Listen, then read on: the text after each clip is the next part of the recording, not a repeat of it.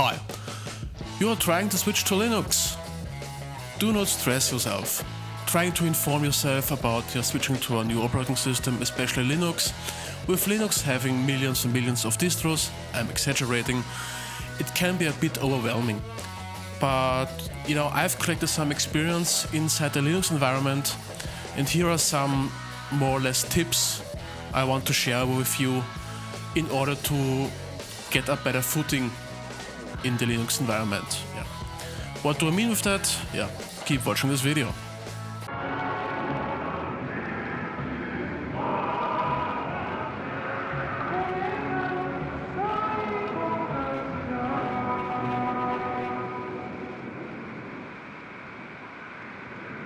You're sick of Microsoft Windows, or you're generally more of the enthusiastic type and you just want to try something new out. Then you might look at Linux. Now, with the thousands and millions of Linux distros, you might be overwhelmed. And what are the first things you are going to do?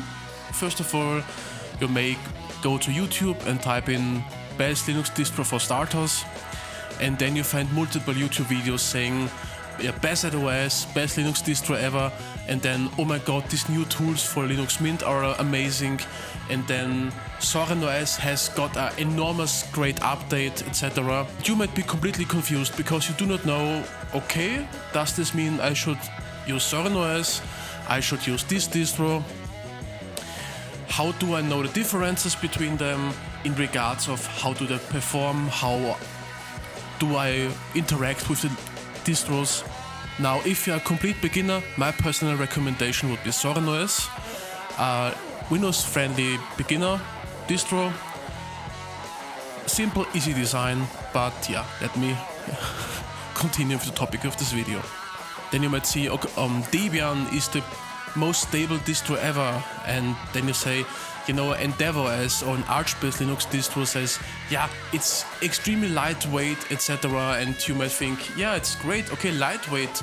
I have a low hardware, a low-end PC, for example, or low-end laptop, and then I might want to throw it on.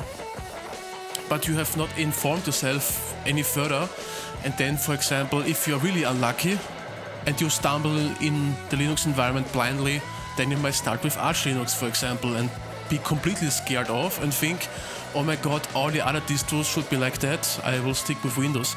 I mean, it's really unlikely, but just a rough example here. Because as likable as Arch Linux can be, it's absolutely not a beginner-friendly distro. So yeah, then you say, okay, this Linux distro is amazing, and then on the popularity chart, MX Linux is on top, etc. And then you say, okay, on this day, this YouTuber says I should absolutely use this Linux distro. The other one says I should use this Linux distro. I do not know where to start. Why are these Linux distros so amazing from the perspective of these certain YouTubers, for example?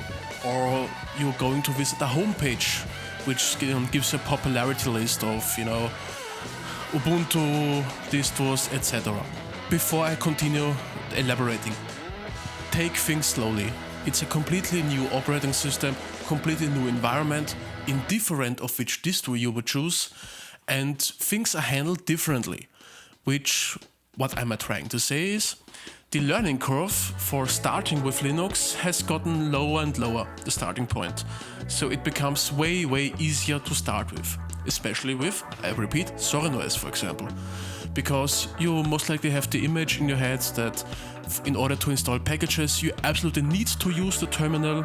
Because, for example, in SorenOS, but all other distros, you can install, or they come pre-installed with app stores, basically.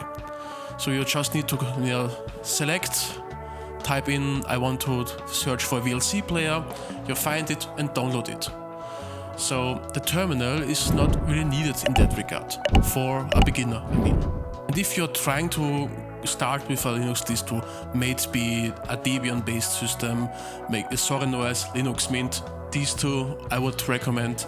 Do not go on YouTube and find amazing tools or amazing Linux distros and then think, oh my god, I need to jump to this Linux distro because this person says X, Y, and Z. Stay with a one distro. Because then I get reviews and says, this Linux distro is amazing if you want to do some video production. This Linux distro is amazing for gaming. This Linux distro is amazing for I don't know what, okay? Now, one thing with Linux is you can modify your own system you're working with however you want. What am I trying to say? You are using, for example, SoundCreation, for example, and then you might say, oh my god, this other Linux distro works even faster in that regard. You can modulate your own distro in order to get the same speed, for example, if you are a performance-oriented user and battery life is not of concern for you. One of 1,000 examples here, okay? Don't take it by heart, I'm just simplifying it like crazy. You can, because most Linux distros, the differences between Linux distros are first of all the packages they're working with, I formulate myself better, the versions, the packages they're working with, because if you are, for example, on a Debian system or Debian-based system, Ubuntu would be Debian-based, SoundCreation is Ubuntu-based, and thereby indirectly Debian-based, for example. You work with the apt package manager, and these packages are released on a far slower pace than, for example, Pacman versions of said packages would be released. Don't be confused, what I'm trying to say is that each Linux distro handles packages differently. Okay, good and fine, yeah, it handles differently, it's kinda obvious to you. Now, as a starting point, let me clarify you 3 base philosophies of Linux. 3 philosophies of Linux distros. I'm oversimplifying again. I'm talking about Debian-based systems, I'm talking about Fedora-based systems, and I'm talking about Arch-based systems. As a beginner, use SoundCreation or Linux Mint. These would be my recommendations. Just for you to get a rough understanding of it. Imagine a video game comes out. Waifu Fighter 5000, okay? And this game is being officially released. A Fedora user would be the type to install it the first day this game gets released. What does that mean? This game a Fedora user would download has been tested by the developers. There might be here and there some small bugs, but more or less it's, proven for stability. And so a Fedora user might be, playing around, plays for a few months, then stumbles across a bug, for example, but most likely it will be resolved in a day or two, or a few days. Again, I'm oversimplifying here.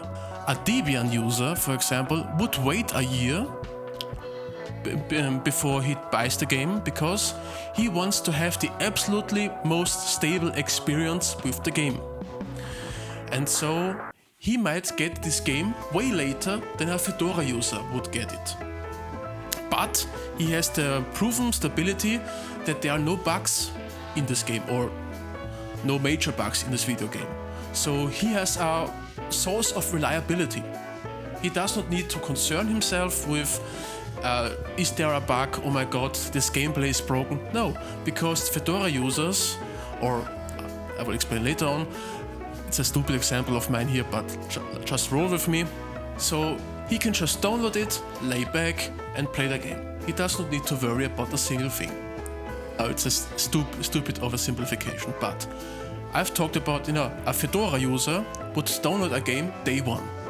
A Debian player would wait a year or so just to have the absolute best stability. I've left out Arch users, because Arch users would be the really annoying gamer type that text constantly the developers and say, this new version, can I download it? And the developers would say, yeah, but it's not proven for stability. And then, I don't care, I just want to play it now. So, of all the 3 gamer types, the Arch type, the Arch gamer, would get the game, or a beta version of the game, the first. But he would most likely stumble across most of the bugs, because he's basically a beta tester of Linux. Now, I'm oversimplifying here, but what I'm trying to say is these 3 distro families, okay, it's a term I've just invented because a Debian-based system would have packages in terms of stability similar to Debian, obviously. Now I'm using EndeavorsOS, an Arch-based system, and instability is not really a major fact here, but it's just the base philosophies, because Arch users or Arch-based users are more focused on having the most control over the operating system, but also the most amount of bugs, because they're the first ones to receive packages. These are the more technical competent users, so they can in most cases even program a bug fix themselves. I'm oversimplifying here just for you to get a message across. A Debian user, for example, on the other hand would say, I do not want to worry about it, I just want to have this game fixed, stable, etc. so I can play the game without having to bother myself with any problems. Zero. Fedora is more in the middle. And that's why beginner distros, SorenOS, Linux Mint, are all Ubuntu based. Ubuntu being Debian based. They are the last ones to receive packages. So you do not have to worry about package stability. You can just lay back and let the operating system do all the work for you.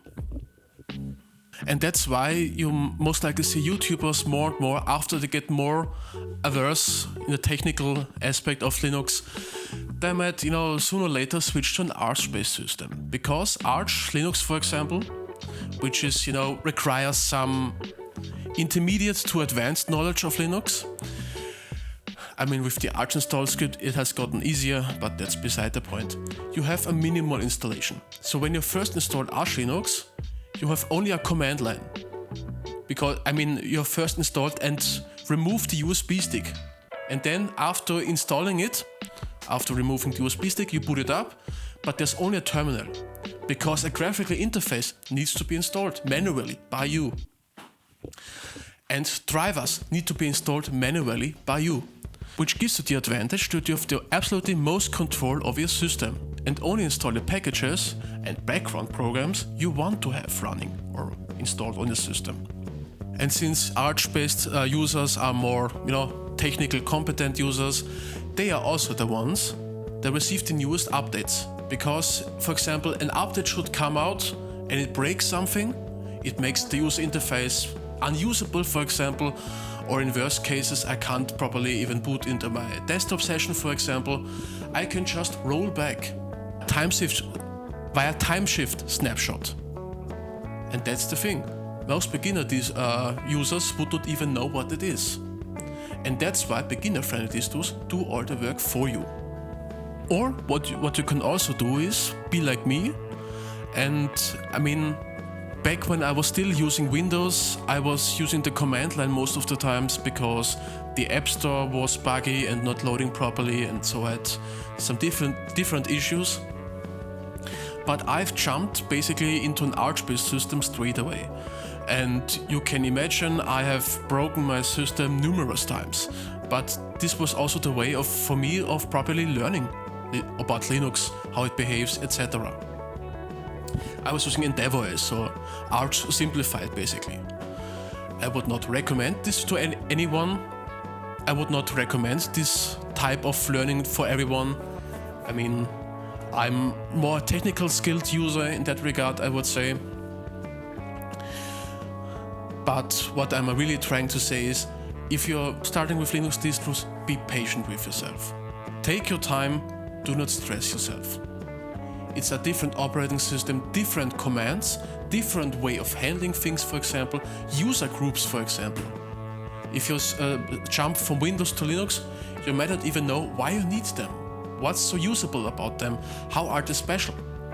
That's why Debian-based systems, in that regard, Linux Mint, SorenOS, are so amazing for beginner, because, I repeat myself for the third time or fourth time, they do all the work for you. You do not need to worry about it. It will be frustrating from time to time, indifferent of what distro you're choosing as a beginner, because either you make a stupid mistake, you didn't read the manual properly, you uninstalled some important packages, for example, by accident, and now a certain program won't load. Or you might be confused about a distro, for example, because you look up a tutorial and then you say, yeah, you need to sudo apps, blah blah blah, and add a repo, for example, but then you might think, oh my god, I'm using a different version and that's why it's not working. And all the time I was thinking it should work for me. All that and that, but yeah. Do not stress yourself, take your time, be patient with yourself. Do not stress yourself, I mean, till Windows 10 end of life, you have a bit of time left. No, seriously, do not stress yourself.